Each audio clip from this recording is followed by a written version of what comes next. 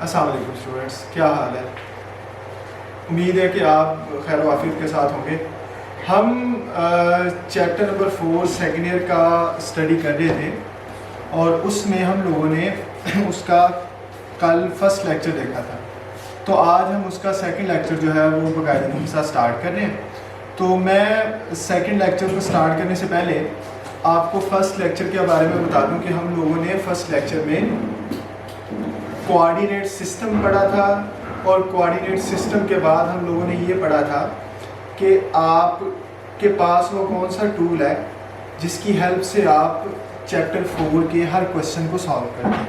तो वो टूल हमारे पास डिस्टेंस फार्मूला था। तो डिस्टेंस फार्मूले का हमने कल बाकायदगी के साथ प्रूफ देखा था। तो आज मैं सिर्फ ज़रूरी बातें करके, क्योंकि आज हमने एक्सरसाइज करनी है, एक्सरसाइज 4.1 हम कंप्लीट करेंगे। तो उसके लिए जो चीज़ें यूज़ होंगी मैं पहले वो लिख दूँ, वो कौन कौन सी चीज़ें हैं जो हम इस्तेमाल करेंगे। इसमें हमारे पास सबसे पहले नंबर 1 पे डिस्टेंस फार्मूला है।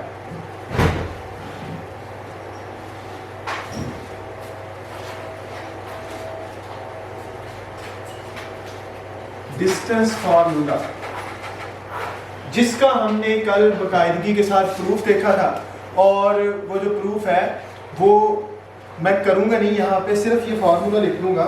अगर मेरे पास दो पॉइंट्स हों, देखें ज़रा, ए मेरे पास एक पॉइंट है जो है x1 और y1, बी मेरे पास एक पॉइंट है जो है x2 y2। तो हम इन दो पॉइंट्स के दरमियान डिस्टेंस जनरेट कर सकते हैं, डिस्टेंस निकाल सकते हैं इनका जी। तो ए बी जो है जिसको हम डिस्टेंस कहेंगे, उसको निकालने का तरीका होगा स्क्वायर रूट x वाले के अंदर से x वाला माइनस कर दें, x2 माइनस x1 का होल स्क्वायर, और y वाले के अंदर से y वाला माइनस कर दें, y2 माइनस y1 का होल स्क्वायर, और दरमियान में आप एडिशन का साइन लगा दें। तो ये हमने कल प्रूफ किया था कि ये दो पॉइंट्स के दरमियान में डिस्टेंस निकाल देता है। तो आज हम इसके ऊपर ज़्यादा बहस नहीं करेंगे, हम कल इसके ऊपर बहुत डिटेल में बात कर चुके हैं। दूसरी चीज़ जो आपने सीखनी है वो है मिड पॉइंट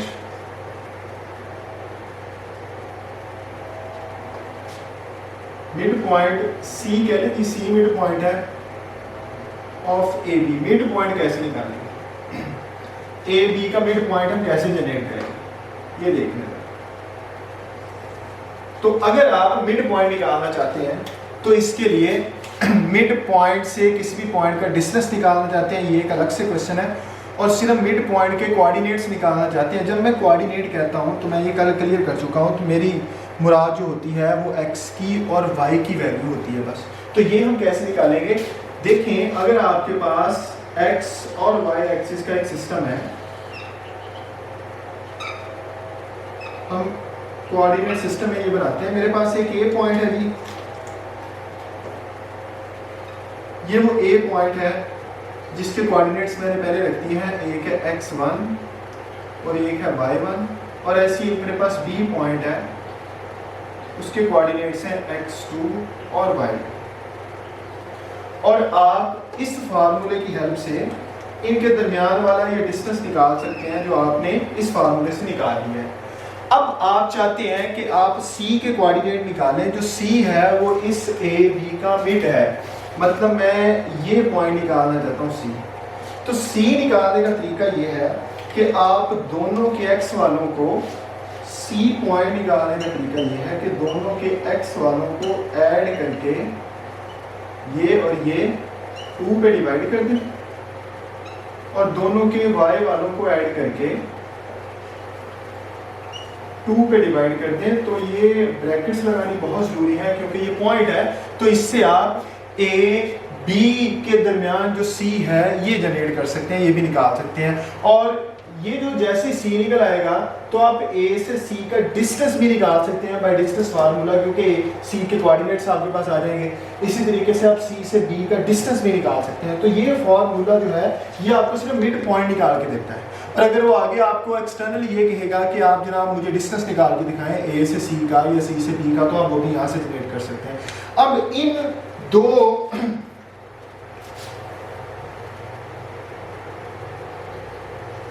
एक्सप्लेनेशन के रिलेटेड हमारे पास जो क्वेश्चन है वो एक्सरसाइज 4.1 का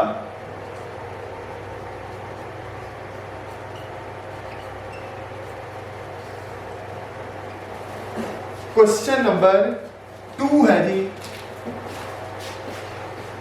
और स्मार्ट सिलेबस में क्वेश्चन नंबर 2 का ए पार्ट है और बी पार्ट है। चलिए मैं ए का आपको इनमें से करके देता हूं, ए पार्ट और बी पार्ट में से मैं ए पार्ट आपको करके देता हूं। ए पार्ट है आपके पास कि आपके पास 2 पॉइंट्स दिए हुए हैं जी। एक ए पॉइंट है जो है 3 और 1, और एक आप लोगों के पास बी पॉइंट है जो है -2 और -4। और क्वेश्चन हमारा ये है कि आपने डिस्टेंस बिटवीन 2 गिवन पॉइंट्स, नहीं, सबसे पहले हमने ये निकालना है number 1 distance between 2 points,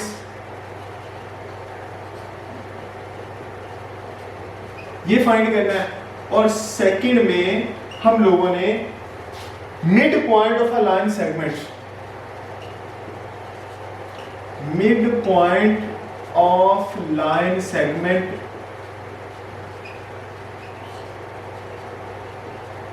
B निकालना है। ये लाइन सेगमेंट वो है जो ए बी को ज्वाइन कर रही है।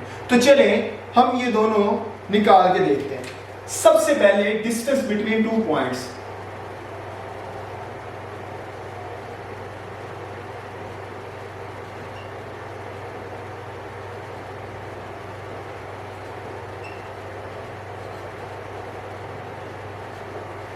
ये देखिए।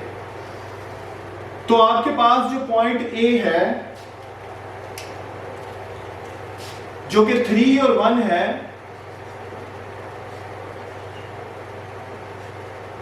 आप इसके कोऑर्डिनेट को ये समझेंगे कि ये वैल्यू है जी x1 की और ये वैल्यू है y1 की। और इसी तरीके से आपके पास जो बी पॉइंट है वो आपके पास -2 -4 है। तो बी पॉइंट के कोऑर्डिनेट्स को आप लोग कहेंगे ये x2 है और ये मेरे पास y2 है। आप लोग डिस्टेंस फार्मूला जानते हैं, तो आप डिस्टेंस फार्मूले का यूज देख लें।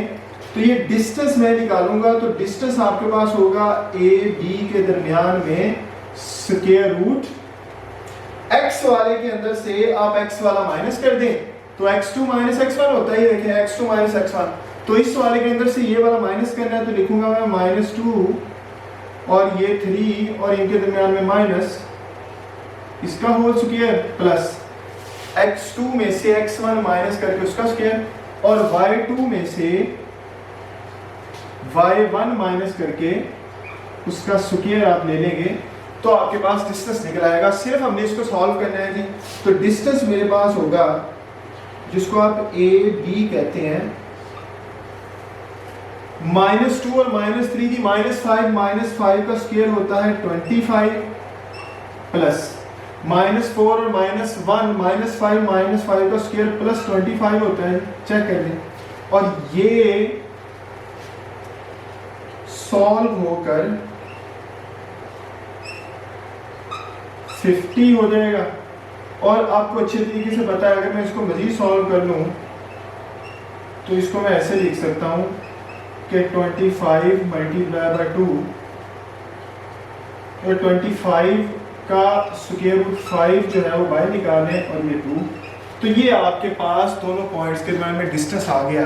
ये हमारा बेसिक टूल है जो हमने हर क्वेश्चन में तकरीबन करना है। और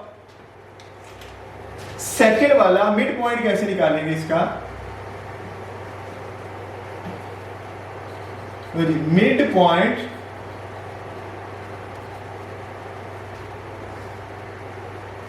तो मैं मिड पॉइंट को C लिख रहा हूं जी, तो आप इसको C लिख रहे हैं, तो C कैसे निकालेंगे, दोनों के x वालों को जमा करके, ये फार्मूला होता है ना,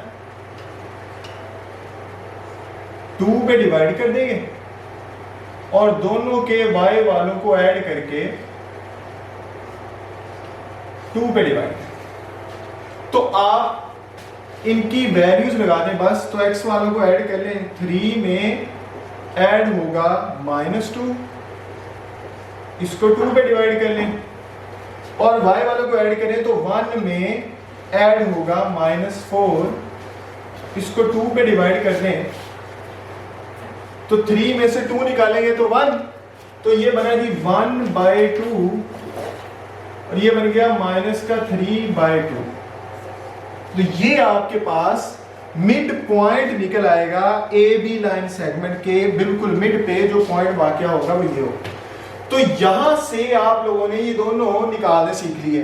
अब ये इसका ए पार्ट है स्मार्ट सिलेबस में, इसका बी पार्ट भी स्मार्ट सिलेबस में है, तो आप जो बी पार्ट है वो इसी को देख के कर लेंगे। तो ये एक आसान सा क्वेश्चन था जो आपको नजर आ रहा था।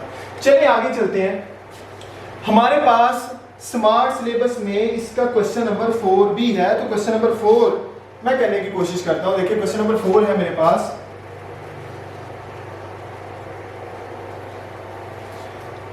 Show that the point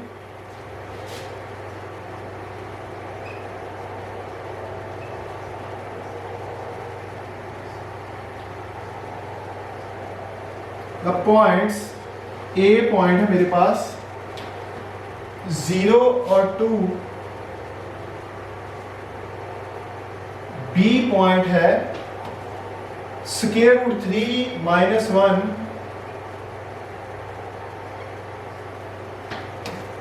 and C point मेरे पास 0 -2 है, आर वर्टिसेस ऑफ, ये बड़ा इंपॉर्टेंट वर्ड है जी, right triangle.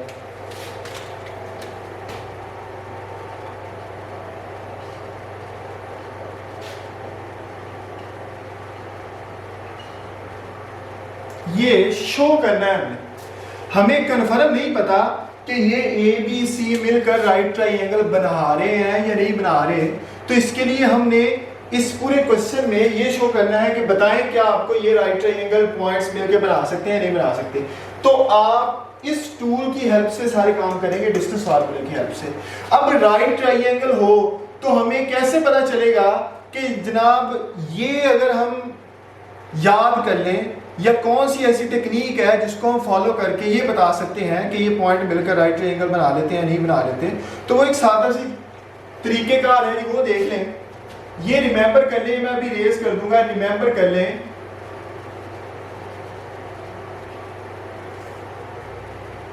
Late we have a right triangle, अगर मेरे पास राइट ट्रायंगल हो तो इसके दो तरह के केसेस डेवलप हो सकते हैं। केस 1,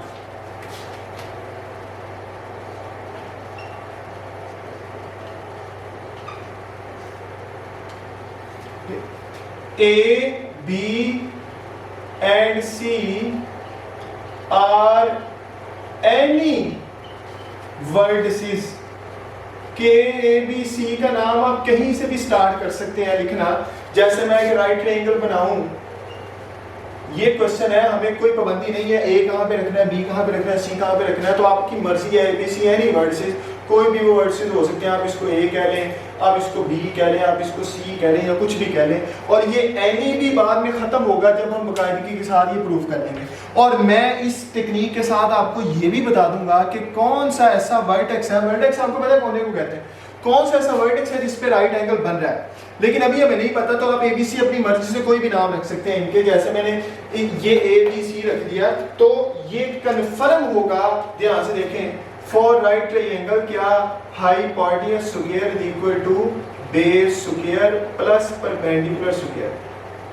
ये टेक्निक जो है वो अगर फुलफिल होगी तब हम कहेंगे कि ये सच में राइट ट्रायंगल ही है, और अगर ये टेक्निक फुलफिल नहीं होगी तो ये राइट ट्रायंगल नहीं है। अब हाइपोटेन्यूज को आप देख लें, हाइपोटेन्यूज मेरे पास जब तक मैं एंगल नहीं बनाऊंगा नहीं पता चलेगा, चलो ये एंगल कह लो थीटा एक एंगल है, तो AC मेरे पास हाइपोटेन्यूज है, तो AC का स्क्वायर इज इक्वल टू, ये B बेस है तो बेस मेरे पास AB है, तो AB प्लस परपेंडिकुलर BC है, और दोनों के स्क्वायर हैं। लेकिन एक चीज आप नोट कर लें, वो क्या कि ये AC, ये BC और ये AB, ये तीनों की तीनों चीजें, ये डिस्टेंस है, डिस्टेंस है जी, ये लेंथ है पूरे के पूरे की। तो जब तक आप डिस्टेंस फार्मूला नहीं लगाएंगे तो ये नहीं निकलेगा। अगर आप इन ABC को इस तरीके से डिजाइन कर ले कि ये कंडीशन या ये कंडीशन फुलफिल हो जाए, तब ये भी बात होगी कि वो राइट ट्रायंगल बन रही है। तो ये केस 1 है। अब केस 2 में थोड़ा सा ही फर्क रहेगा। क्या फर्क रहेगा देखें, जो केस 2 है वो आपको ये खुद बताएगा कि ये देखिए 90 का एंगल यहाँ पे होता है ना, तो वो आपको बताएगा 90 का एंगल कहाँ पे बनेगा।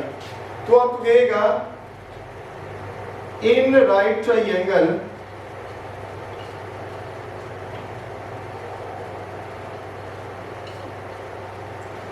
जो राइट एंगल है वो A पे बन रहा है या B पे बन रहा है या C पे बन रहा है, चलो C कह लें, यहां पे कुछ भी दे सकता है कि वो राइट एंगल कहां पे बन रहा है। तब आप ये जो फिगर बनाएंगे, ये उसने अब आपके ऊपर नेसेसरी कंडीशन लगा दी कि आपने वो वाला एंगल जो 90 का है उसको C पे ही रखना और कहीं पे नहीं रखना। तो जब आप इसकी फिगर बनाएंगे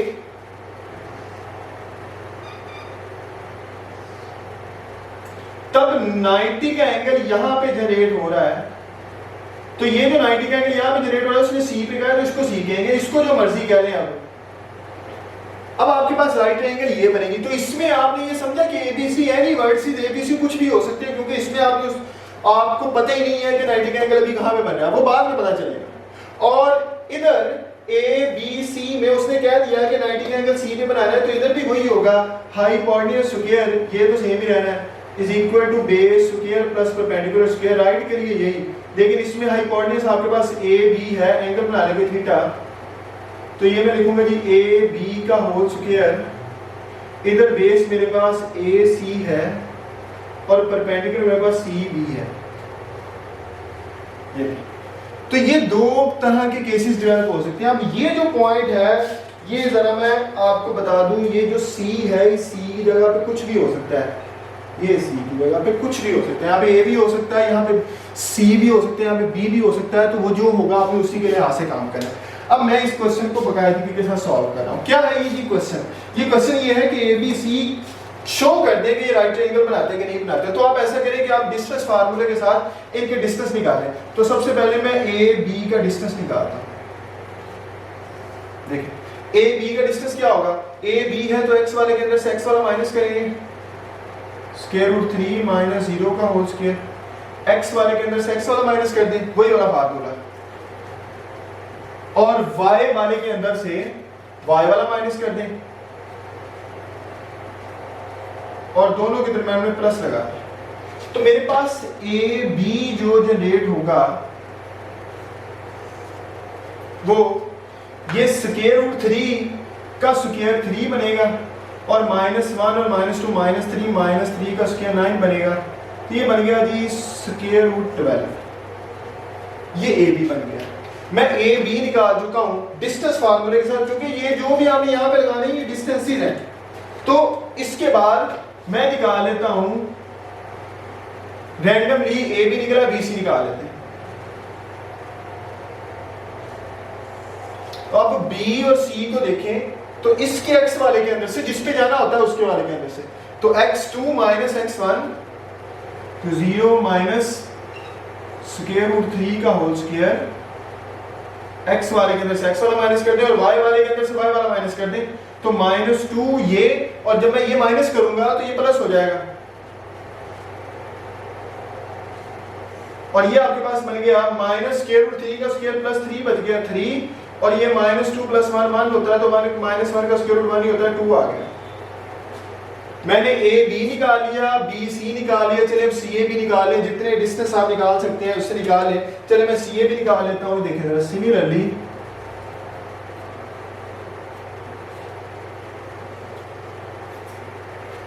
जो सी ए है, अब आप ए पे जा रहे हैं, तो जहां पे जा रहे हैं ना, ए पे जा रहे हैं, तो वहां से काम शुरू करते हैं। एक्स वाले के अंदर से एक्स वाला माइनस करें, तो 0 माइनस 0 का होल स्क्वायर प्लस, और y वाले के अंदर से y वाला माइनस करें, तो 2 माइनस -2 का होल स्क्वायर। तो बेटे ये होता है 2 + 2 4, 4 का स्क्वायर 16, और 16 का स्क्वायर रूट फिर 4, ये 4 बन गया। तो ये आपने ए बी भी निकाल लिया, हमने बी सी भी निकाल लिया, हमने सी ए भी निकाल लिया। अब आपने हिट एंड ट्रायल मेथड से आपने लॉजिक लगाकर आपने अपने माइंड में अंडरस्टैंडिंग लेवल क्रिएट करके ये देखना है कि ए बी, बी सी और सी ए कहां पे आएंगे कि ये कंडीशन फुलफिल हो जाए, hypotenuse square is equal to base square plus perpendicular square.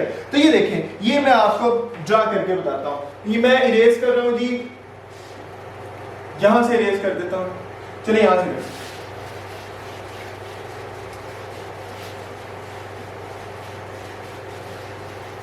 अब देखिए कि मेरे पास एक स्क्वायर रूट 12 आंसर है, एक मेरे पास 2 आंसर है, एक मेरे पास ये 4 आंसर है। तो 4 का स्क्वायर कितना होता है 16, 16 के अंदर से अगर मैं 4 निकालूं 10, ये इनको आपस में आपने ऐसे अरेंज करना है कि आपका काम जो है वो खत्म हो जाए। मैं यहाँ पे लिख रहा हूं कि इन राइट ट्राइंगल, मुझे ये पता होता है in right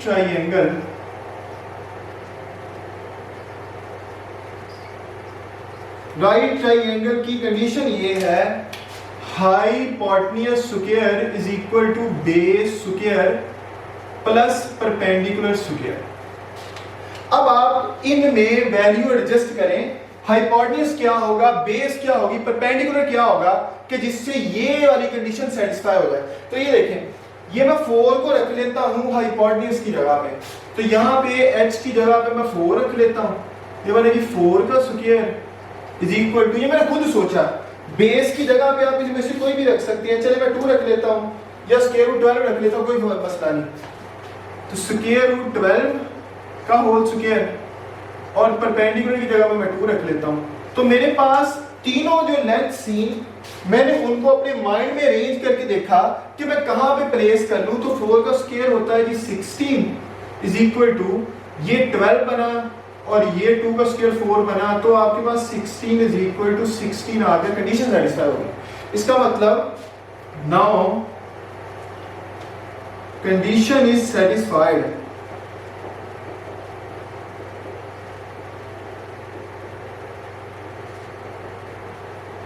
Therefore, A, B and C are vertices of right triangle. Proof तो हो गया ये राइट ट्रायंगल के वर्सेस हैं।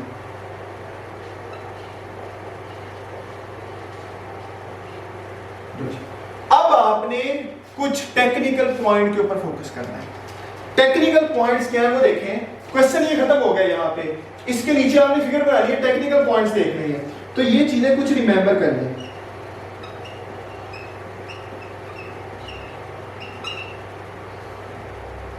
क्या आप मुझे ये बताएं कि 4 क्या था। 4 मेरे पास था CA, तो मैं इसकी 4 की जगह पे जरा लिखूं CA का whole square is equal to, मेरे पास बेस जिसको मैंने स्क्वायर रूट 12 का कुछ भी करें, स्क्वायर रूट 12 को मैं AB लिख लेता हूं,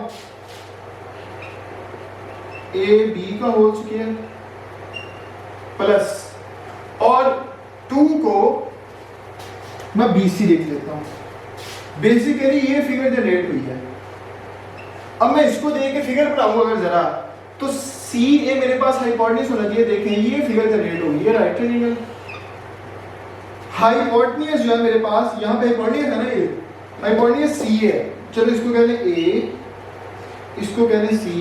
तो AC या CA मेरे पास हाइपोटेन्यूज हो गया, और बेस मेरे पास AB है, तो इसको कहना पड़ेगा B। ये फिगर होगी। तो मैं देखूं hypotenuse square is equal to base square plus perpendicular square, तो ये फिगर जनरेट हो रही है, और यहाँ पे कोई एंगल है 90, तो ये फिगर आपने बनानी है। और आखिरकार आप इन्हें A B C के पॉइंट्स लिखने जो आपको क्वेश्चन में गिवन है। तो A मेरे पास है जी 0 और 2, ये फिगर बनेगी। B मेरे पास पॉइंट है √3 और -1, और C मेरे पास पॉइंट है 0 और -2। अब आप कहें सर कि आपने तो केस 1 में ये लिखा है कि ABC कोई भी वर्टिसेस हो सकते हैं। वो कोई भी वर्टिसेस उस वक्त तक हो सकते हैं जब तक हमें ये क्लियर नहीं हो रहा कि ये राइट ट्रायंगल बनाएंगे कि नहीं बनाएंगे। जैसे ही हमें ये पता चल गया कि ये राइट ट्रायंगल बनाएंगे, फौरन ही ये फिक्स हो गए। अब आप इस A को इधर नहीं कर सकते, क्योंकि आपने देखा अगर मैं इसको इधर कर दूं तो इसका मतलब मैं वैल्यूज को चेंज कर रहा हूं, फिर ये कंडीशन सेटिस्फाई नहीं होगी। अब ये फिक्स हो गए, तो ये फिगर आपने लास्ट में बनानी है। कुछ बच्चे क्या करते हैं या कुछ हैंडबुक्स क्या करती हैं, फिगर पहले ही बना देती हैं। और मुझे बताओ, आपको पता ही नहीं है ये फिगर, आपको यही नहीं पता ये राइट ट्रायंगल बनाते हैं कि नहीं बनाते, तो आप फिगर पहले क्यों बना रहे हैं? तो आप ये फिगर लास्ट पे बनाएं, इससे इंप्रेशन अच्छा जाएगा। और मजे की बात, बेस ऊपर देखो, बहुत अहम बात है, बेस ये है। बेस और परपेंडिकुलर में कौन सी चीज कॉमन है? इधर AB है, इधर BC है, तो दोनों में B है। तो वो जो दोनों में कॉमन होता है ना, किस किस में? बेस में और परपेंडिकुलर में जो एक वर्टेक्स कॉमन होता है, वो वर्टेक्स होता है जिसपे 90 का एंगल बन रहा है। तो ये चीज आपने बहुत अहम तरीके से देखनी है कि B कॉमन ही होना है, और जो कॉमन होगा उसको हम देख के ये डिसाइड करेंगे कि ये जनाब परपेंडिकुलर है। हम ऐसे भी ये चेक कर सकते हैं। तो ये आपका क्वेश्चन अलबत्ता वाइंड अप हो गया। ये इसके केस 1 की तरफ को था, जिसमें उसने हमें नहीं बताया हुआ था कि जनाब परपेंडिकुलर किसके ऊपर है। अब अगर आपको केस 2 की तरफ को मैंने लेके जाना है, तो एक चीज का ख्याल रखने, वो क्या है जी?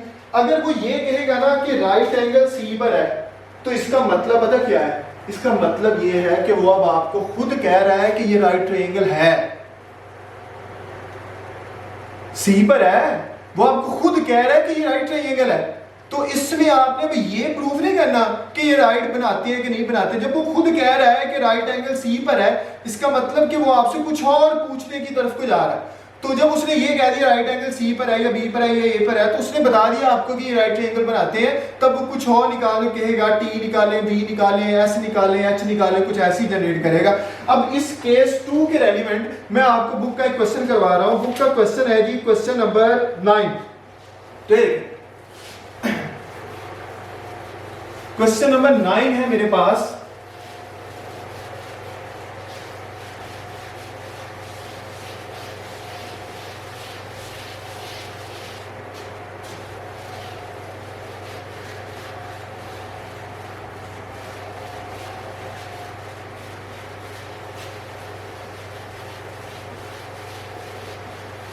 जी, तो क्वेश्चन है फाइंड H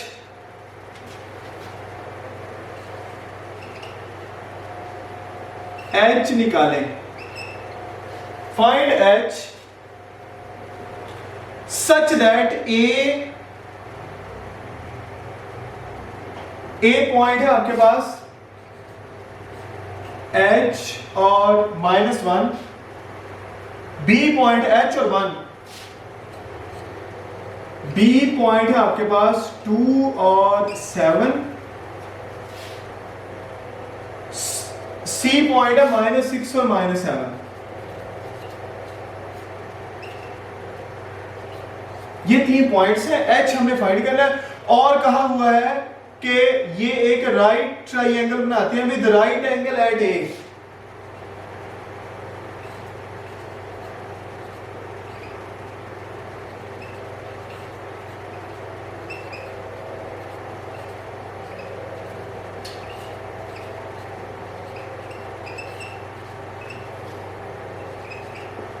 ले जी, अब आप इतने हिस्से पे फोकस कर लें। ये केस 2 है। In right triangle right angle at some point. इस क्वेश्चन की फिगर आप पहले बना सकते हैं, तो मैं इसकी फिगर जनरेट करूं। देखें सॉल्यूशन देखें, ये आपके पास एक राइट ट्रायंगल है, इसमें जो राइट एंगल है 90 जहां पे होता है, वो उसने कह दिया कि आप इसकी जगह पे कोई पॉइंट नहीं रख सकते, वो ए पर है। इसकी फिगर पहले बनाई जा सकती है, और ये कोई